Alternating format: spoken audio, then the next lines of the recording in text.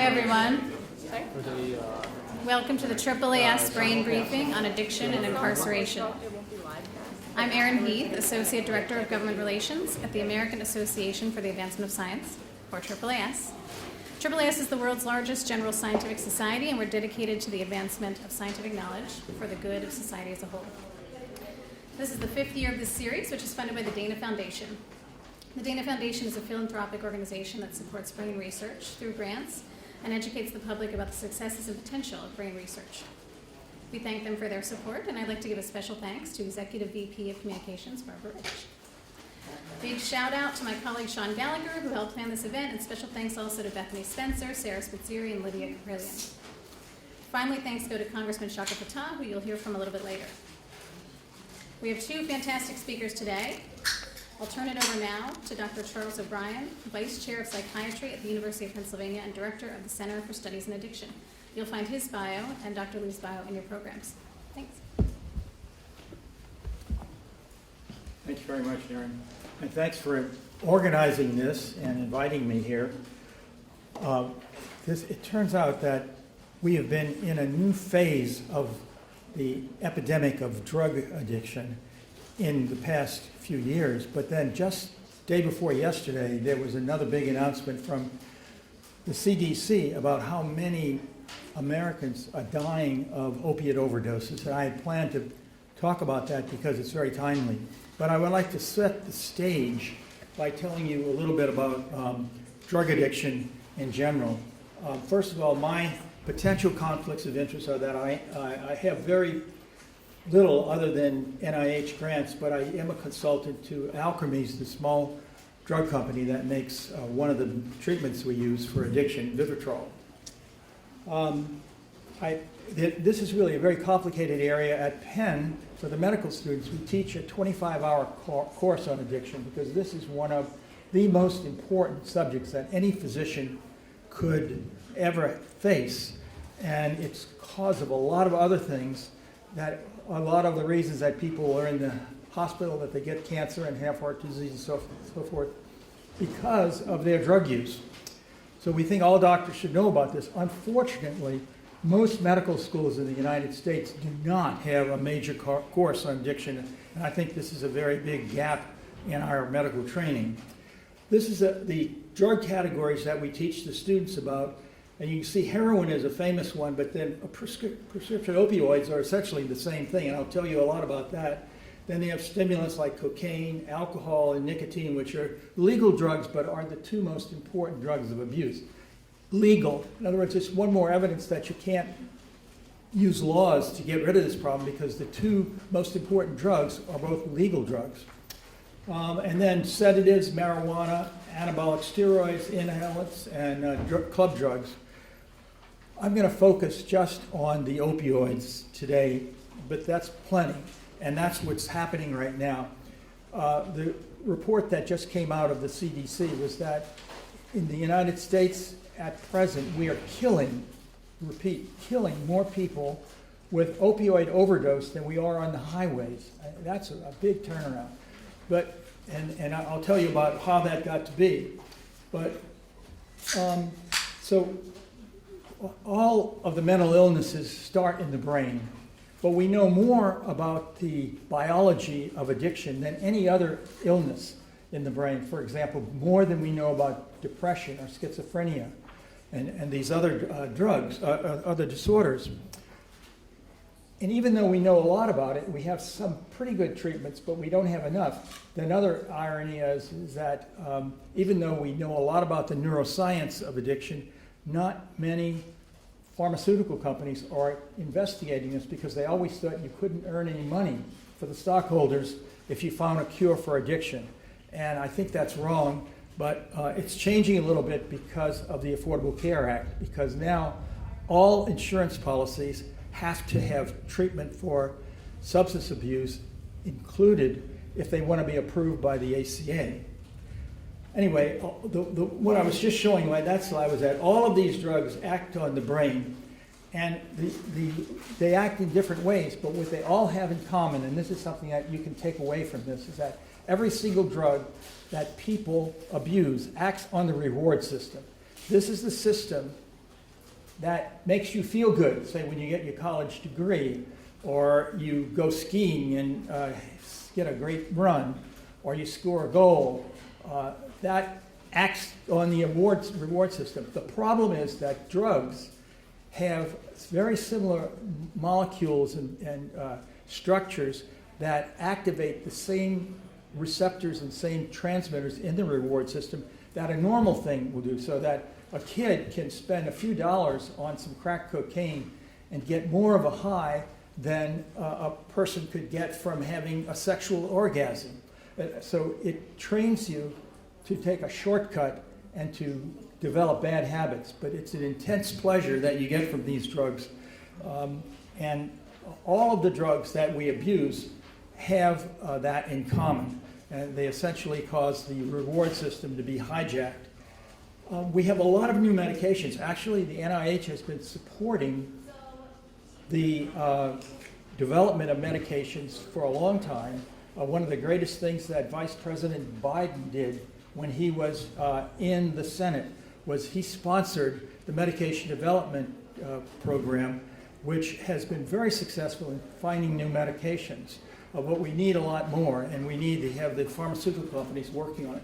But this list, which I won't go into, is all of the relatively new drugs that have been developed in order to treat addiction. So we've had a lot of success. We also do things other than drugs. We like to use counseling and behavior therapy, and this is a list of some of the behavior therapies that we have. So even though at my center at University of Pennsylvania, we develop a lot of medications, we do more than just medications. We talk to people, and the best results occur with a combination of psychotherapy and pharmacotherapy. We also have drug-free therapeutic communities, but these are very expensive, and really, if all you do is put someone in a drug-free community and do group therapy and a lot of nice things like massage and good diets and all that, that's helpful, but at the end of 30 days, they're still the same person. You haven't attacked their addiction. The addiction is in the brain. It's a reflex, and when we see somebody coming out of one of those programs and we just show them a picture of someone using cocaine or using alcohol, their brains light up. The reflex is still there. The brain hasn't been changed back. So you have to realize that those things are good, but they really need to have long-term care. Usually that means long-term medication, not just stopping at the end of 30 days. Something that we found at Penn, and I'm very proud of, is that there's something in common between alcohol, which is one of our worst drugs, and opiates, like we've just been talking about, the prescription opiates, and that is that when you drink alcohol, it activates the endogenous opioid system. It's the endorphins. And one of the ways that we can improve the results of alcohol treatment is by blocking opiate receptors. So this is something that came out of our research at Penn on the opiate receptors, and now it's one of the main treatments for alcoholism.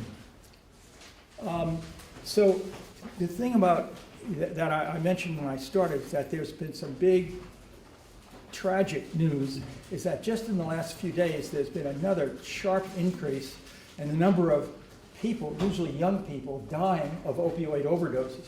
We're now killing more people with opioid overdoses than we are on the highways with cars.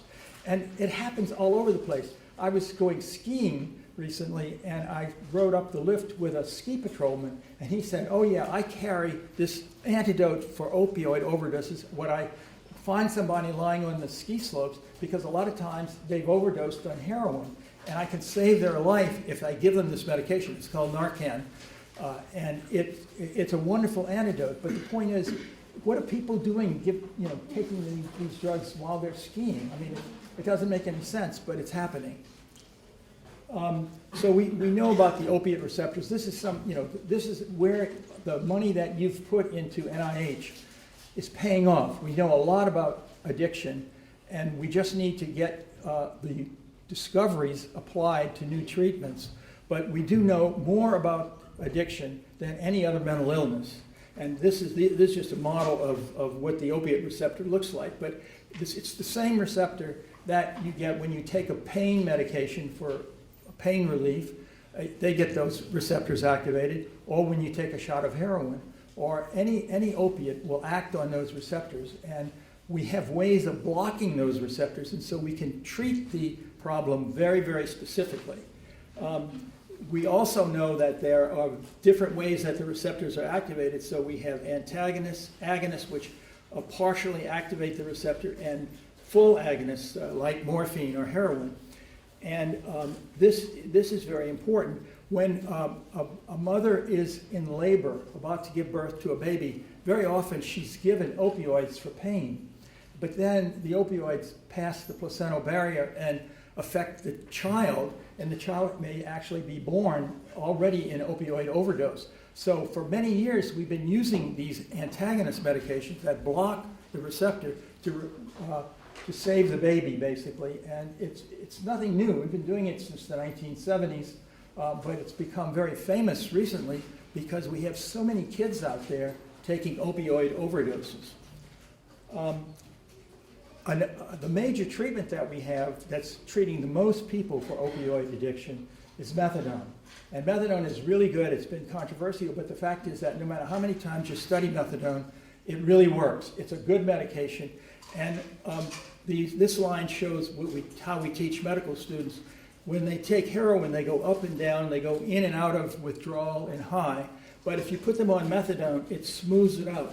And one time I was asked to speak to the House Ways and Means Committee several years ago, and they said, talk about what you've discovered at NIH. And I said, well, they're probably tired of hearing doctors talk to them, like you probably already bored with me. But the fact is that I said, okay, I'm going to bring one of my patients to the House. And so I brought, and it was Congressman Porter was the chair at that time, I think. I brought a patient who had started on heroin when she was in high school in New Jersey. She had all kinds of problems, eventually kept relapsing, eventually got on methadone, was able to get her equivalent high school degree, and then go to college, and then go to law school. And by the time I brought her to Congress, she was on 60 milligrams a day of methadone for about 20 years, and functioning as a lawyer and as a mother, and doing very well. And the congressman at that meeting couldn't believe that she was on 60 milligrams of methadone, but she was, and she was one of these people who was nice and smooth on methadone, but she couldn't stop it. You might say, well, after all those years, couldn't she stop it? No, this is a physiological problem. It's not imaginary, and she kept trying. She didn't really want to stay on it, but she did keep on it, and she was very successful. Well, I'm going to skip over a lot of these slides. Another important thing that, with methadone is that we have had an AIDS epidemic in this country, and we found that when we put people on methadone, we could control their sharing needles and their abuse. And so what we've discovered, and this is really hard data, but that the people who got on methadone had no increase, that's what the yellow line is, in their positivity for AIDS. But in the blue, these were the control group that we were studying who didn't want to be in a methadone program. And you can see that it went way up. So that this is Philadelphia data, that people went from under 10% positive up to about 60% positive. And in those days, it was before we had treatments for HIV, and so they were going to die. So the treatment, what we always try to explain to people is that treatment of addiction is another way of treating AIDS and preventing hepatitis, which is another common problem that addicts have. Now, another thing is that addicts often have other mental disorders, and so it's very, very common for them to have things like bipolar disorder, schizophrenia, and things like that. And so when we treat someone for their addiction, we don't just treat the addiction. We treat whatever problems they have, and it usually requires treatment of another mental illness. We also discovered that it wasn't just the methadone dose that was important, but we did a controlled study randomly assigning people to counseling or not counseling with their methadone. We found that even when they had methadone and failed to get counseling, they didn't do well. But when they were given counseling plus their methadone, they did very well. So I'm going to just skip over these because I promised I would quit within 20 minutes. So the other thing about, is that we have a new medication in recent years, which is called buprenorphine, which is similar to methadone in many ways, but it's legally different. And that means that in 2000, President Clinton signed a bill that allowed doctors to prescribe buprenorphine or Suboxone in their offices rather than having to go to a methadone program. That made it very much more accessible, and it's had a major impact. And buprenorphine or Suboxone is a very, very good medication, and it's allowed more people to get treatment.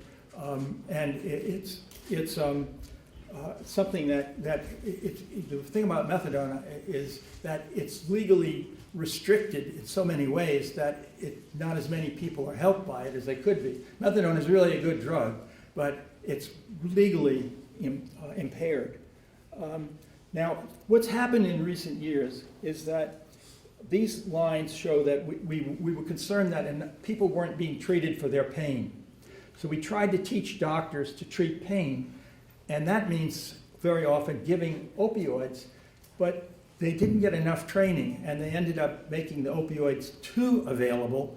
And so this shows you from 1999 up to the present time how the amount of opioids sold in the United States has gone up, and the amount of admissions for opioid addiction.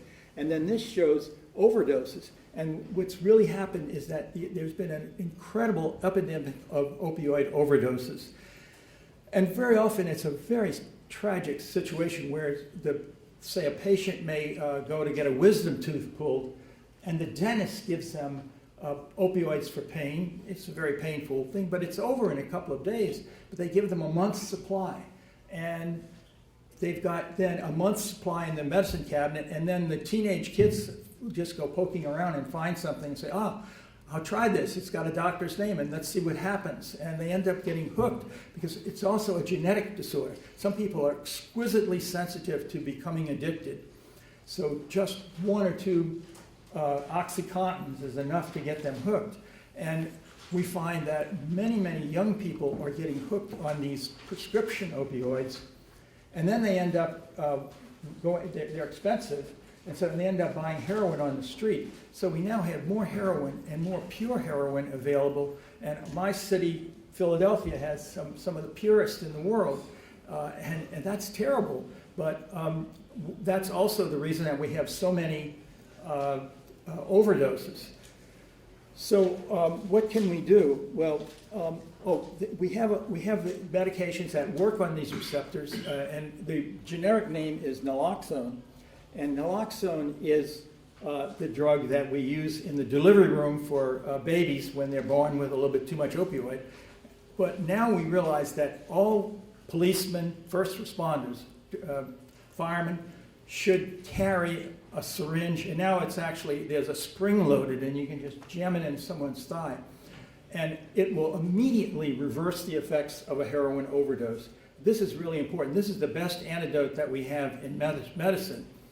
And we also have another form of the opiate antagonist, which Dr. Lee is going to talk about in a couple of minutes, where we can put them on this as they're getting out of prison if they have a history of opiate addiction, and then they physically cannot get re-addicted because the opiate receptors are blocked. And this is relatively new. It's something that is underutilized right now. Most doctors wouldn't know a thing about this because they haven't been taught it in medical school. But in fact, it's a very important treatment, and we're trying to get more people to learn about it. And I hope you'll ask a lot of questions and spread the word when you leave here, because more doctors need to know that this is a very good treatment, and you'll see the data that Dr. Lee is about to present. But naltrexone also works against alcoholism, but it works best against opiate addiction.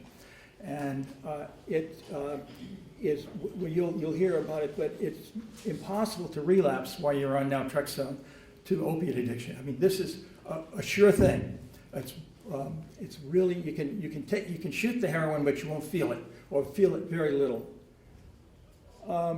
So my group at the University of Pennsylvania has been studying this for a long time, because I guess you all know that it's an embarrassment that the United States of America has the highest per capita amount of citizens in prison. I guess it's up to about 2.3 million now. And it's a revolving door. As soon as they get out, they relapse because a large part of them are addicted. And addiction is a chronic disease. It doesn't go away in 30 days or 60 days.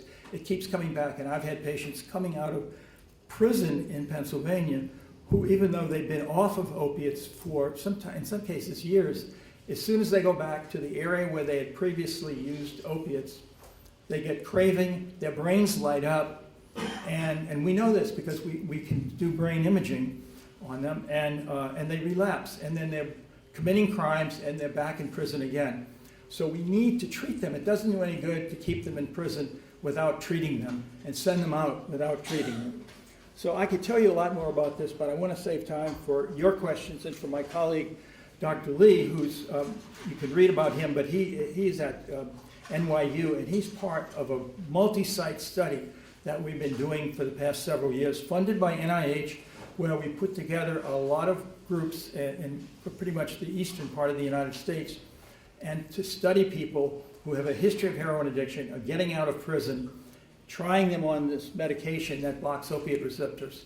And we always do a control group, so we have a comparison group, and you'll hear from Dr. Lee about some of these results. And Josh, why don't you go ahead, and then after he's finished, then we'll open the floor up to you, unless, Congressman, you want to say it. I think they're going to have me say just hello. Okay, sure. That's right. We are going to welcome up now Congressman Chaka Fattah. He's a real champion of neuroscience research, and we thank him for his support.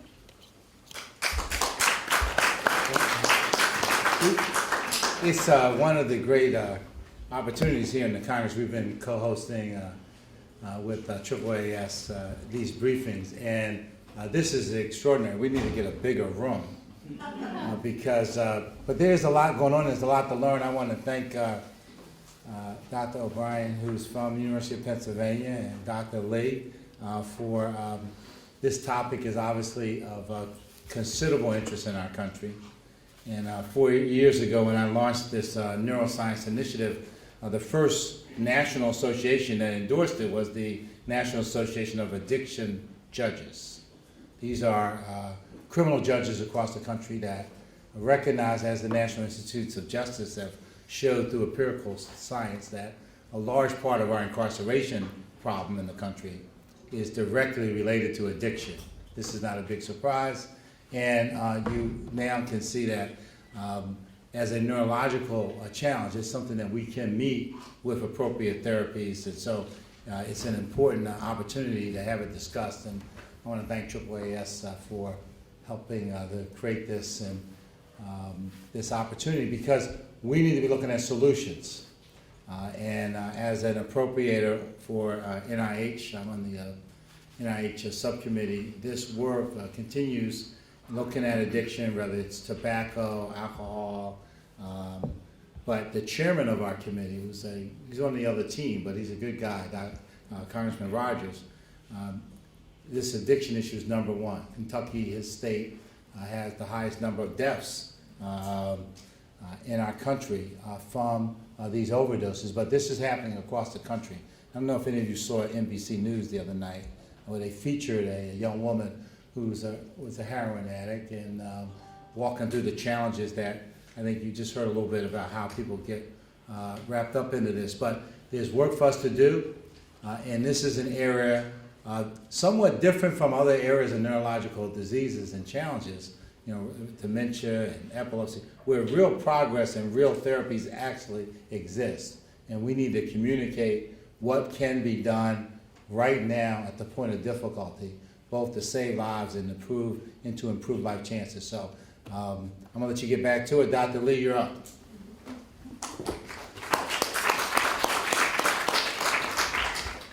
Thank you. Dr. Joshua Lee is Assistant Professor in Medicine and Psychiatry at the NYU Langone Medical Center.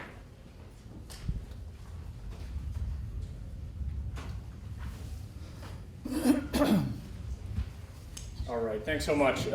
Great honor to follow Chuck and a member of Congress. Chuck is a real godfather of this field, having done the kind of initial work and then the clinical trials that we're going to show that really have important policy implications. So it's been a real thrill for me to work with Chuck the last few years. I do correctional medicine in New York, and I work at New York University where we do some of these clinical trials focusing on criminal justice and addiction populations. I don't have any paid consulting or other conflicts of interest, and also get primarily NIH funding.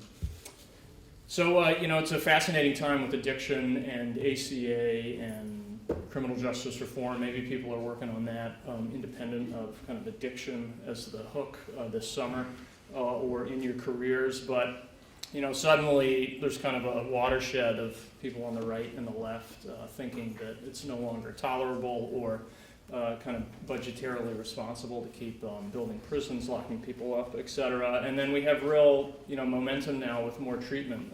Chuck mentioned ACA and parity, which were, kind of simultaneous legislation. And that all promotes kind of treatment over punishment. And then we're also moving to kind of more kind of open platforms in how we treat people, kind of an integration of mental health, general medical care.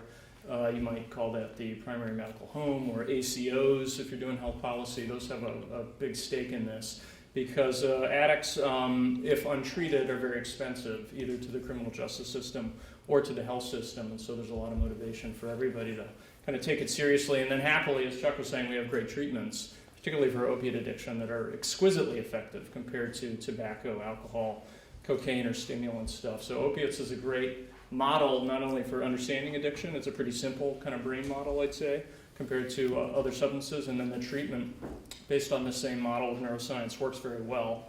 So that's all good.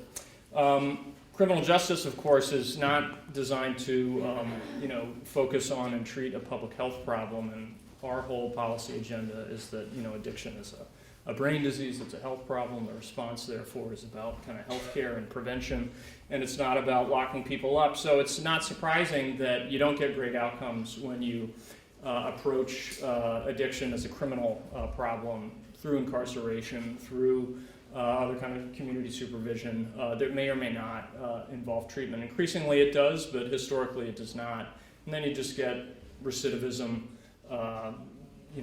overdose mortality when people leave prisons and jails, and overall kind of bad outcomes and a lot of cost. This is I'm going to put your laser here. This is a study we did recently at Rikers Island in New York City, and just focus on this crazy laser pointer off an LCD, but on the right side it's people leaving jail that were males, no women in this study, and they were heroin users, and then they have a brief incarceration. So jail, not prison. Jail is, the county lockup. It's where you go after you get arrested. You may be waiting for trial. You may get sentenced to a misdemeanor sentence of 90 days, say. You're probably not there. You may be facing a felony charge, but if you're sentenced to jail term, as these people all were, you're not facing a felony, or you weren't convicted of a felony. So kind of like low-level, everyday, subway fare jumping, or acting crazy or being intoxicated in the street, something like that. And when people leave, if you come out to my study center and show up and give me a urine and that box is red, that means the urine was positive for an opiate. And most people were able to do that in the timeout of release. The first column is actually people in jail not using because they're incarcerated. And this is the natural history of drug addiction after incarceration. Incarceration is not a treatment episode.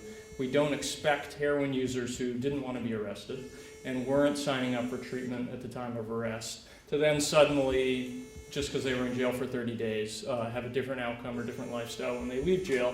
And so people relapse. That's the kind of what you should expect when people are leaving jails and prisons that formally and then in the moment have a drug disorder. And when they do leave, this is Washington State data. This was I think a very high profile and has had a lot of effect on the field, showing that people die, and they die immediately, and they die primarily of overdose when they immediately die following a state prison incarceration. Again, this was Washington State.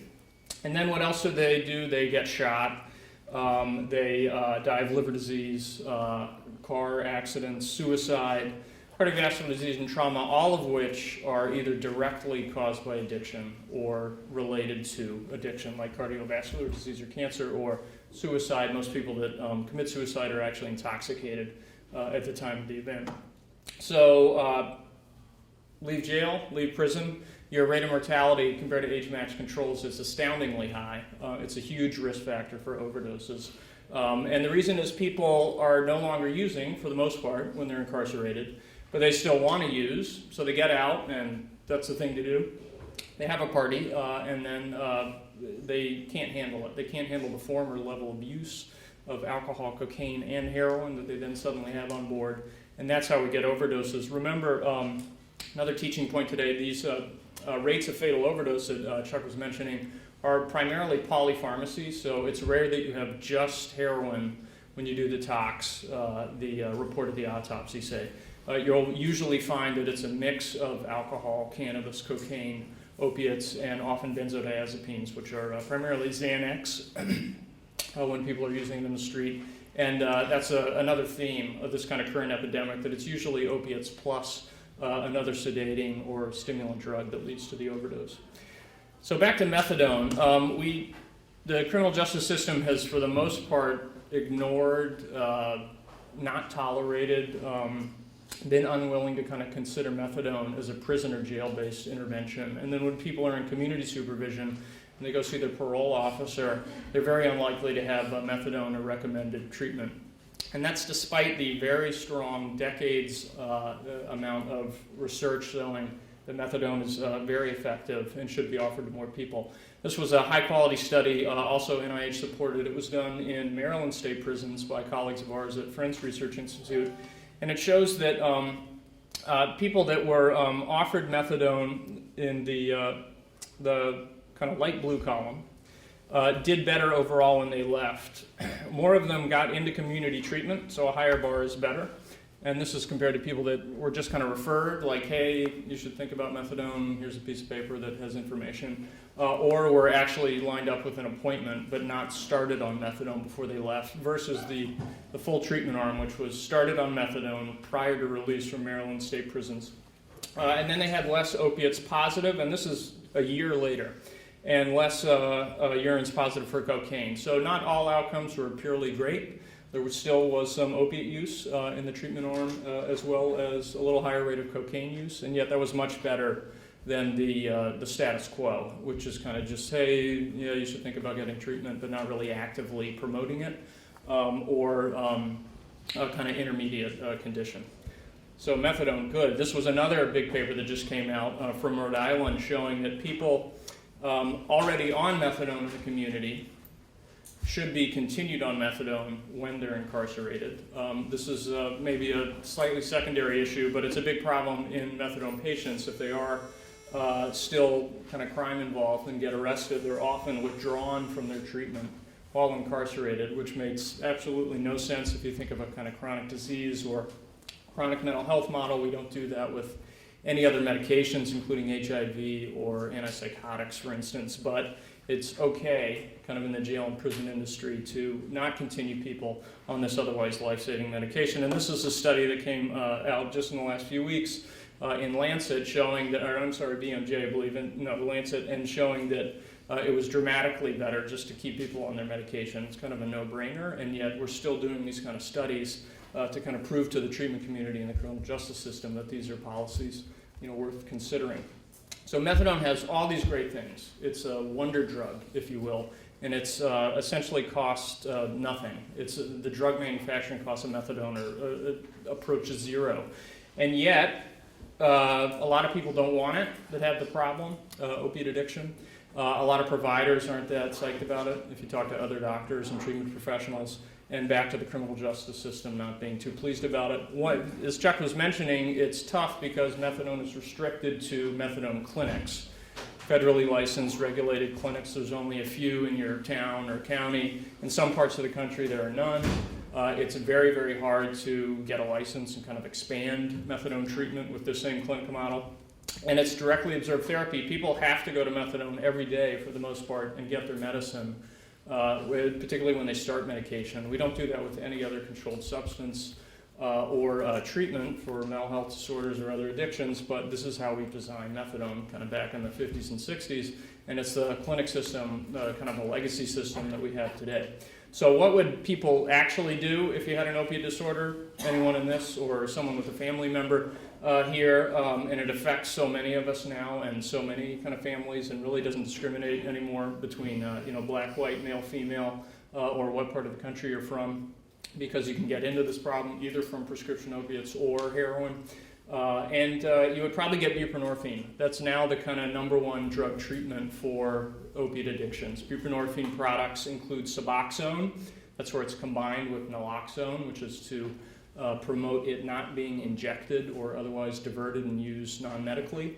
And you can get it from a regular doctor in a regular doctor's clinic. You can get it by prescription, a written prescription. You go to a retail pharmacy and fill the prescription. It's just like any other drug or controlled substance that we use in outpatient medicine.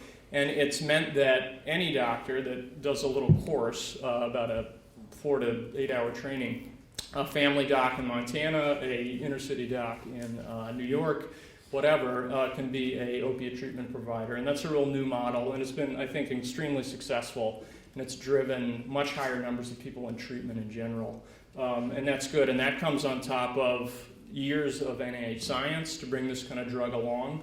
NIDA winds up being one of the real advocates. As Chuck was mentioning, a lot of drug companies don't step up and don't want to really take the risk, but in this case, with the combination of kind of industry and NIH funding, we really kind of changed how we treat addiction. And I do a lot of this on a daily basis at Bellevue Hospital in New York, where we just treat whoever wants to come in.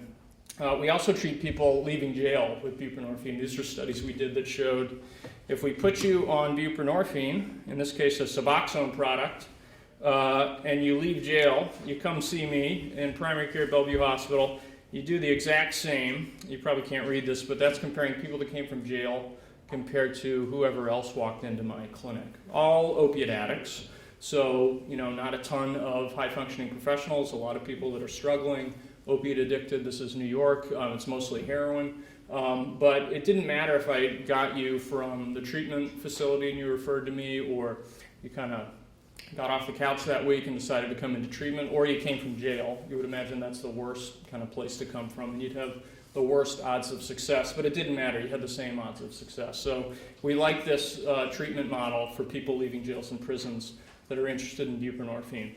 What happens, this is a study that wasn't criminal justice related, but if I keep you on buprenorphine, that's between the two bars in these two phases. You're on bupe, and this is a rate of opiate use. It's pretty low. It's not perfect. Not everyone's doing great. Some people are still using. We struggle with that in treatment. That's real world, real treatment. But as soon as we take you off, this study ended people's buprenorphine treatment, first at 4 weeks and then at 16 weeks.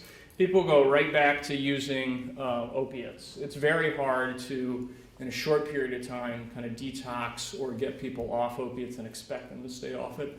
It's a real bear, and we really think of opiate treatment as a chronic thing, and we use these medications chronically, in some cases for years, as Chuck was mentioning with the patient, and that's good, that's successful, and that's how we think of other chronic diseases, diabetes, schizophrenia. We don't think a month of treatment is going to do it, but that can be tough for the public, I think, and for policymakers to realize that there's not really a quick fix here. It's kind of a lifelong step in terms of recovery. And then we have Vivitrol. So Chuck was mentioning this. This is it gets a lot of news releases recently, particularly in criminal justice. This is not a narcotic, not a controlled substance. You can't divert it or get high on it, and therefore the sheriff, thinks it's pretty cool, and it might be one treatment that he's willing to build into the county jail, as opposed to controlled substances like methadone and buprenorphine, which do have black market and diversion potential. Vivitrol is an antagonist. Back to the pharmacology lecture, an agonist does what other drugs in that class do in the brain. If you take methadone or buprenorphine, you get, for instance, some pain relief, you get some sedation, you get some constipation and itchiness. That's the similar effects to what you get from morphine or heroin. Those are agonists. They do something in the brain at the opiate receptors. An antagonist is the opposite, and it blocks the receptor. And so this is a different kind of opposite approach where we're going to block your receptors, and then if you go use heroin a week later, say when you leave jail, nothing's going to happen. Nothing bad happens, but you don't get any heroin effect anymore. And so this is a medication that was developed first as a pill that you could take once a day. That wasn't very successful in opiate treatment because people could just stop taking it, go back to using. And then if you take an antagonist while you're using opiates actively, you feel terrible. You get withdrawal, and that's not good. So people would continue on the oral pill once a day. All but a few would do that. But now we have a shot, which you can give once a month in the butt. It's an alternating gluteal injection. So you get it at a doctor's office, a nurse could give it, in some cases a pharmacist could give it at a retail pharmacy, depending on the state. Usually it's done like in a primary care doctor's office, something like that. And then for 4 weeks you're treated, and you're not going to be able to use heroin effectively if you had the injection in the last 4 weeks. So that's a great thing if you're worried about adherence. Guy may not show up for a couple weeks, but as long as I can get a shot a month into this person, then we're really going to get somewhere in terms of preventing heroin use. And it's ideal for people leaving jails or prisons.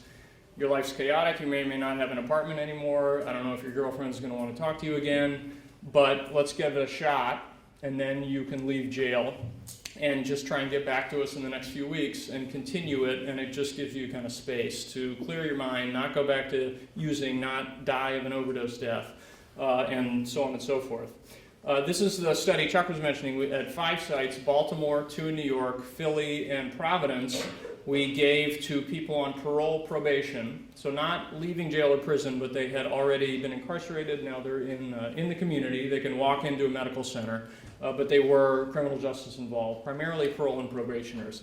And if they got the drug, Vivitrol, for 6 months, they eventually, a few people stopped taking it, went off it, relapsed. This is showing relapse-free survival. So the higher the curve, the better people are doing, the less relapse to opiate use we're seeing in it. And then our control arm didn't get medication. They were free to go use other things like buprenorphine and methadone through a treatment provider. For the most part, they didn't choose those options. They were like, I'm going to be drug-free, I'm going to do it on my own. Or I'm in counseling only, some treatment program that kind of is like a 12-step AA, kind of NA approach. And more of them relapse. Not everyone, but a higher rate. So this difference in the lines, that area under the curve, was the kind of net benefit to offering people an opiate antagonist, Vivitrol, once a month for 6 months. And this data has been talked about at conferences. We're hopefully in review at a high-profile journal, and you'll hopefully see it soon in press. This is the largest United States kind of effectiveness study of Vivitrol to date, which is comparing it to a treatment as usual, no medication control arm. And then that's just another way to state the results from that trial. The higher the bar is good, it means you didn't relapse, you had more weeks where you weren't using anything, more of your urines were negative, and the Vivitrol, or extended release naltrexone arm 1, on all counts across most of the opiate outcomes we're looking at. And then importantly, if you looked at an entire 18-month span, we saw no overdoses in the Vivitrol arm. That's XRNTX. That's our abbreviation for extended release naltrexone. But in the treatment as usual arm, there were 7 overdoses, and 3 of those were fatal. So it's been an open question for treatment providers. If I give you this antagonist, aren't you so bummed out that you're blocked, that you can't use heroin, or as soon as you stop it, you'll run back to using heroin, and that will be kind of like just getting out of rehab or jail, then you'll overdose. So there's been, in our field, real concern that this medication might somehow promote higher rates of overdose. There's no signal from this data that that was happening, and in fact, it seemed to be preventing overdose. It was otherwise kind of occurring in a naturalistic control population. And this was back to this little slide. This arm was leaving Rikers Island and got Vivitrol. And not everybody, but half the sample for 8 weeks did great. For the first 4 weeks, they came in once a week or every 2 weeks, didn't have signs of heroin use, and their urines were clean. And again, that's compared to, again, a naturalistic comparison cohort that, for the most part, promptly relapsed to heroin use. So this paper is out in Addiction. It came out earlier this year, so you can read all about it. So all these medicines are great. They're really, really good. and yet we don't use enough of them. And that's one of the kind of frustrations, I think, from people that do the research we do, and yet it's a natural order of things. So we'll see, and we hope that with ACA, more insurance rates, parity, you got to cover all this stuff, you can't discriminate or carve out behavioral health. We're going to see more people in all three of these treatments, methadone, buprenorphine-based stuff, and Vivitrol or naltrexone. And then it depends. We don't really have the studies that say, oh, you should do this first, and then that, or oh, you're a 24-year-old, you're leaving jail, you got to do this one. It's really, we don't do that in other treatments, hypertension, stroke, whatever. There's, you know, you have a bunch of options, and you look at different factors and patient preferences, and you go for there. That's what we're trying to get to with opiate addiction and with these three medications. And I'm going to leave it there. Which one you might choose or promote in your county or city really depends on kind of the landscape of treatment providers, insurance coverage, all those kind of logistical things.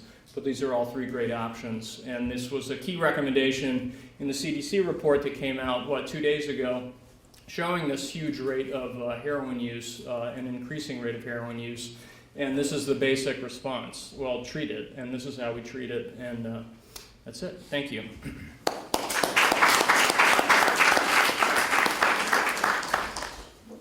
And now we have time for questions. You should, yeah. There's one back there. My name is Sebastian Franco. I'm an intern for Senator Schumer. Would it be okay if I ask more than one? Go for it. Thank you. The first thing that I wanted to ask is more about methadone. It's kind of two-parter. One is, you had a slide, Professor, on methadone, and the controversy of why it really isn't really widely used, but can you go into more detail about it? As well as, does methadone lower the rate of recidivism throughout, treatment programs, regardless of what area of the country you're using it? Sure. Well, the first thing I have to do is sort of clarify your question, because recidivism would mean, first of all, we talk about recidivism to crime. Yeah. That, you don't have to commit crime. You may or may not when after you stop. But recidivism to arthritis. Do you have any relatives who have arthritis? Do you think in terms of recidivism? Recidivism to arthritis, high blood pressure, asthma. These are chronic diseases. Now, if you become a heroin addict, your brain is changed. And that's not appreciated by a lot of doctors. A lot of people in this field are not biologists or neurophysiologists, and they don't seem to understand that there's something more to physical changes in the brain. A brain tumor, nobody quarrels with that. Or a clot, everybody will say, that's a stroke. But an addiction is an ingrained habit. Now, we know what memory is. We know at least a lot of what it is. We don't understand totally. But it's a physical change in the brain. And in a rat, I can show you exactly what molecules are changed. So it's not really recidivism to just the disease. If you look at the data from people who've been on methadone for a long time, and you take them off, first of all, you shouldn't take them off unless they're ready to come off. They want to come off. But if you force them to come off, the relapse rate is very, very high, no matter how long they've been on it. So you'd say, well, that's relapse, that's recidivism, so your treatment didn't do any good. But then I have arthritis. No matter what my doctor gives me for it, I still have arthritis a week later. So I think you have to change your thinking about addiction. And I would add, it's a mixed bag on prevention of rearrest, reincarceration. With all we probably don't have. You need large studies, and these are typically studies designed to just show a treatment effect on urine rates or drug use, and it's probably you need a bigger sample, and the treatment effect is smaller if there is one in terms of preventing rearrest and reincarceration. The best studies have shown reductions in kind of self-reported crime rates and have not shown reductions in actual rearrest rates. For instance, like the Maryland State Prison one. One last thing, I do apologize. Again, this is starting to become an epidemic. I know I'm from New York City, Staten Island. We have very high rates of heroin abuse, and it's starting to become a very prominent issue. What can individuals do, especially those who kind of work along our field, on a community, what has been done and what can be done on a community level to address these type of problems? Yeah, good question. So at the state and local level, a big impact on prescription opiate use has been these state kind of controlled substance efforts that will be, for instance, pharmacy databases. So now if a doctor wants to write a new prescription for a controlled substance, you got to check the database. And then you see that you've gone to 6 doctors and 3 dentists, and you're getting all this Klonopin and oxycodone. That's probably we're starting to see the actual rate of prescribing of prescription opiates decrease nationally in New York and Staten Island. And then you could promote treatment, so to get the active users that are currently active to get into treatment and to stop using heroin. Though usually people don't just decide one day in middle school to go use heroin. It's more of a group thing. It's a social thing. You're usually initiated by another user. So you do have impact on preventing new cases by treating people that currently have the problem. Those are the basic things. And then you can do law and order to combat the heroin trade. That's entirely a black illegal market. The traditional response then is, DEA, cops, all that stuff, which is not my field, but otherwise, how do you prevent illegal drug use? That's kind of a question that we've asked for many years, and law enforcement is a traditional answer. We could then argue about whether that's going to work or not, but that's kind of the current agenda. We could talk about this for a long time. I'll just very briefly tell you that one of the things that I think is sad, because it shows how at the community level how hard it is to approach these things. Several election cycles in the past, there was a controversy over night basketball. I don't know if you remember that, but night basketball, the conservatives were criticizing the people who were spending money on night basketball. Now, I thought night basketball was a wonderful idea, because that's how you keep people. It's not just heroin. I mean, it happens to be heroin right now, but it's all kinds of drugs. I could go and I showed you a list of drugs. That's not even totally complete. The thing that preventing people from using drugs is a good idea, but you prevent them by giving them positive things and keeping them occupied with sports and with studies and with wholesome family activities and things like that. I do a lot of work in the community of Philadelphia, and we've tried to help people with cocaine problems, because we don't have a good medication for cocaine, and we would send social workers, out to the homes to try to help them learn how to be better mothers and fathers. And it turns out that some of the patients, that their homes didn't contain a single bit of reading material. No magazines, no newspapers, no books. And you think, how are the kids going to grow up in an environment like that? It's so different from my children and grandchildren, and so, I mean, these are truisms, but I think that we have to recognize that it's more than just a specific thing. We work in medications, but that's really, in a sense, too late by the time they need medication. Thank you. First of all, thank you so much. I'm Janice Farabee. I work down. I'm a University of Pennsylvania alum, the Master of Social Work, celebrating 25 years of recovery from drug and alcohol use on October 1st. And I'm the field organizer for the Unite to Face Addiction rally, which is going to be the largest rally for recovery in the United States here on October 4th. It's going to be on October 3rd, there will be the Fed Up rally, which is for federal response to opioids. And then on October 5th, it's going to be Advocacy Day. And we want to change the conversation, which is what you all were talking about. That addiction is a national health crisis, not a criminal issue. What I'd like to know is how Unite to Face Addiction can help in the information and mobilization that we are doing to help get this information out, because it's part of what we're going to be talking about on October 8th. And I do have information for that.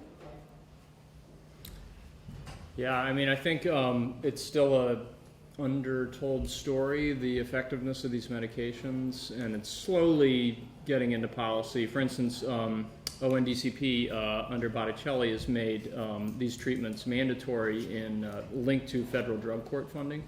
And drug courts can vary locally, could be a lot different from Missouri to California to New York in terms of which judge is doing it, what county, that kind of stuff.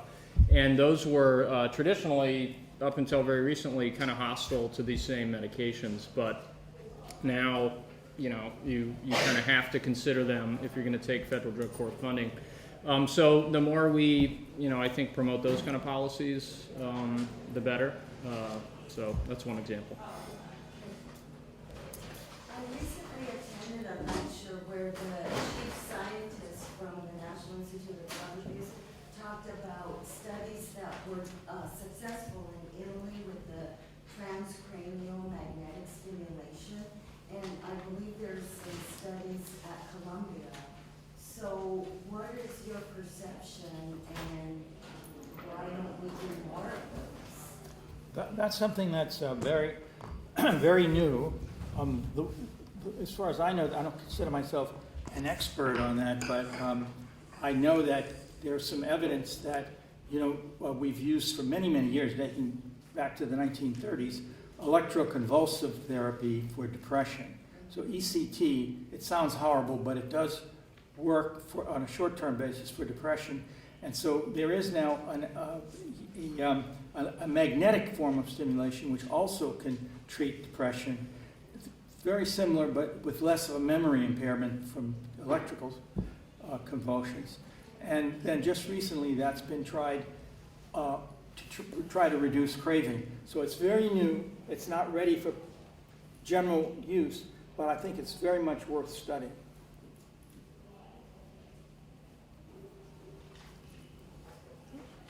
I really liked advocating a change of perspective on addiction, but how can you see that influencing criminal law? A lot of what was talked about was once an individual is already in the criminal justice system, in jail, in prison, then it seems to make a whole lot of sense to help them out. Yep. And it helps us all out. But what about before that? Because there was talk about that being too late. And how can you help people before they're officially in prison? Well, you can tweak, criminal justice policy to not incarcerate as many people. So, for instance, this is the whole kind of basis of, I think the current kind of bipartisan CJS reform efforts, more treatment, less incarceration. It kind of played out through the federal lawsuits in California, where they just simply had to reduce the size of the population because it was cruel and unusual. And the alternative was, in part, just shift people to county and city jails, incarcerate them there, but also to promote treatment of nonviolent drug offenders. Texas has closed 4 or 5 prisons, I think, in the last 5 years. So they're, in a sense, a real leader in this sense. Or yesterday, de Blasio in New York announced bail reform, which doesn't sound like it has much to do with drugs, but it does. That is, don't detain in a jail people that have a bail of $500 or something like that.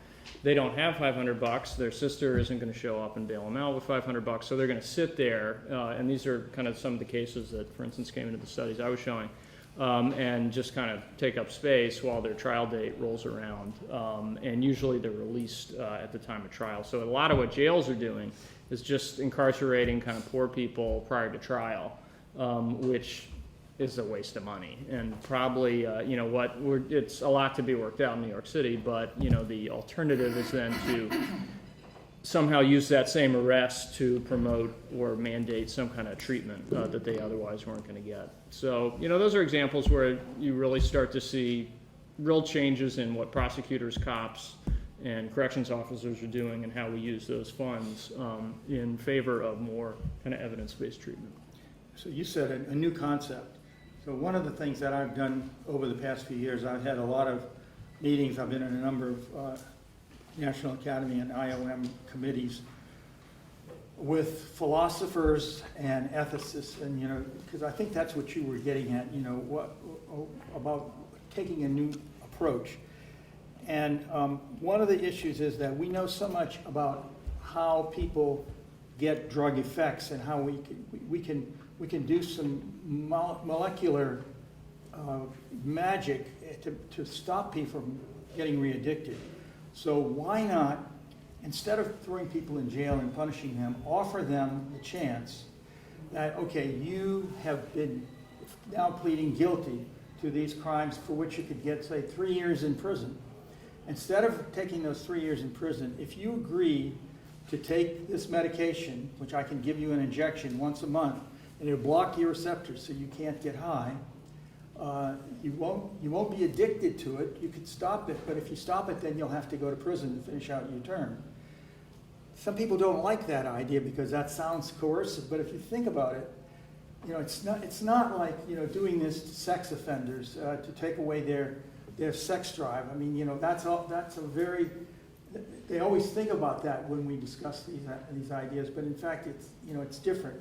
But this is just to put people, to not punish them for something that they can't control. Because if you're addicted, you can't control. Just think, the best example of addiction is a person who's addicted to cigarettes, to nicotine. And even if they have terrible problems with their lungs or lung cancer and all that, they keep going back to it. They don't want to, but they lost control. And so we shouldn't be putting people in prison unless it's a violent crime.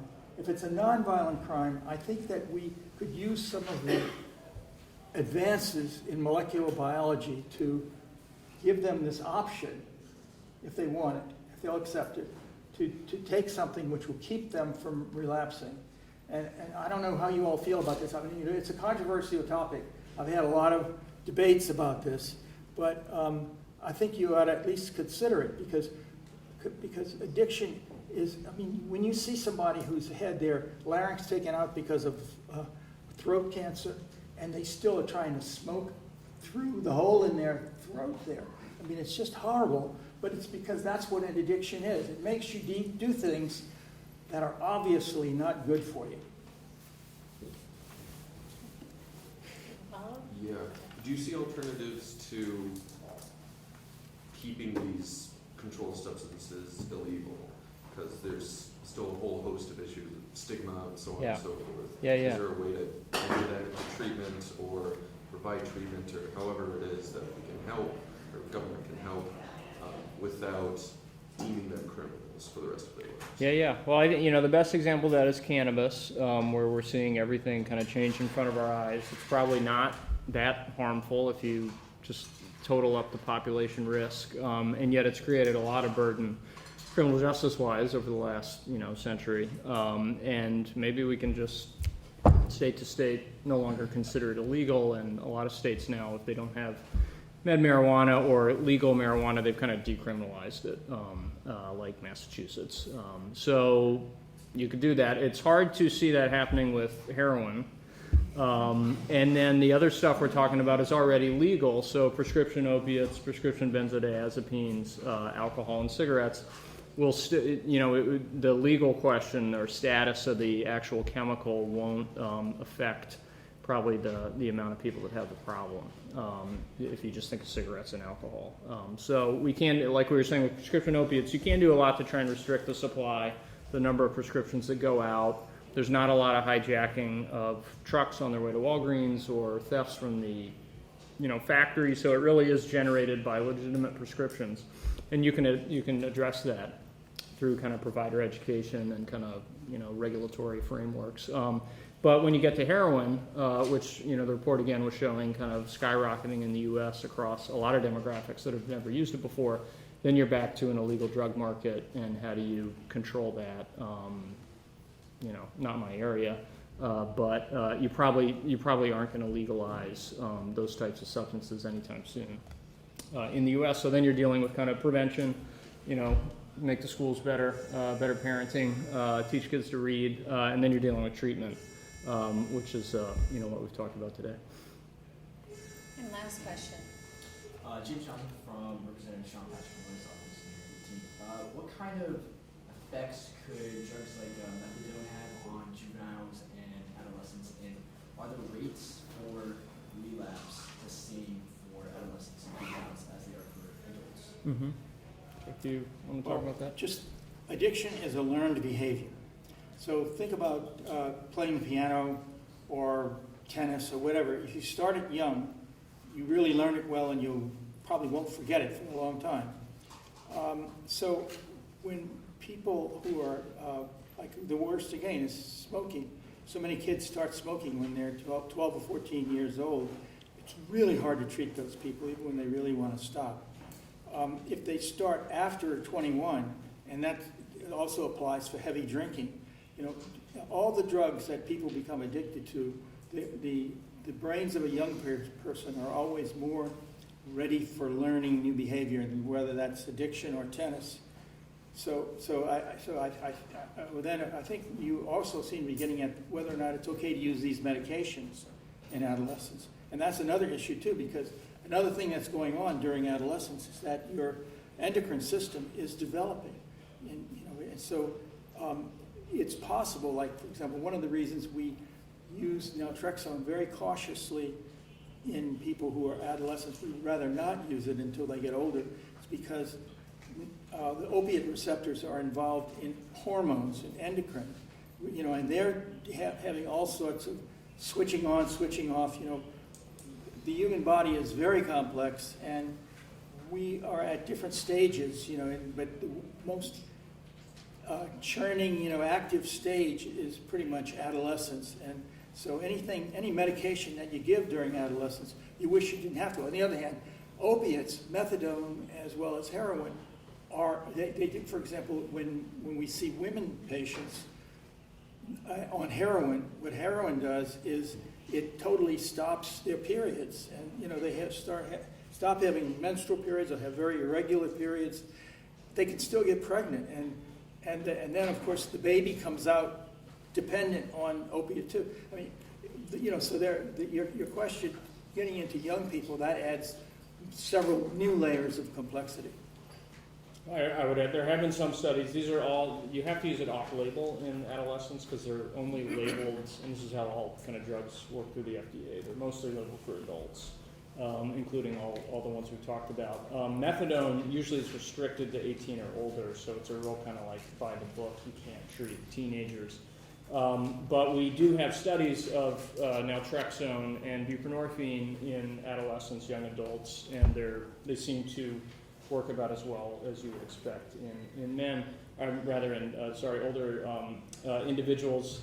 Often the choice is not to do a long-acting opiate like buprenorphine in adolescents because you're hoping to, you know, the person by definition hasn't used for as long as other people entering treatment in their 40s.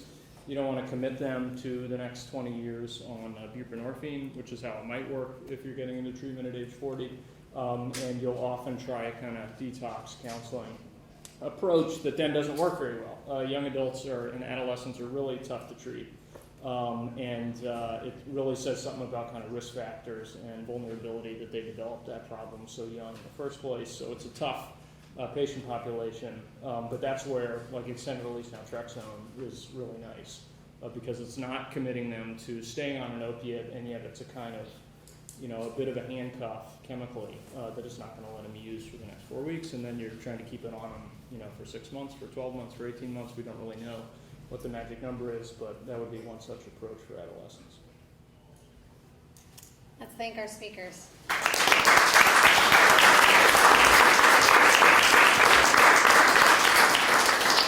Mark your calendar for our next briefing on September 9th about special education. Thank you all for coming.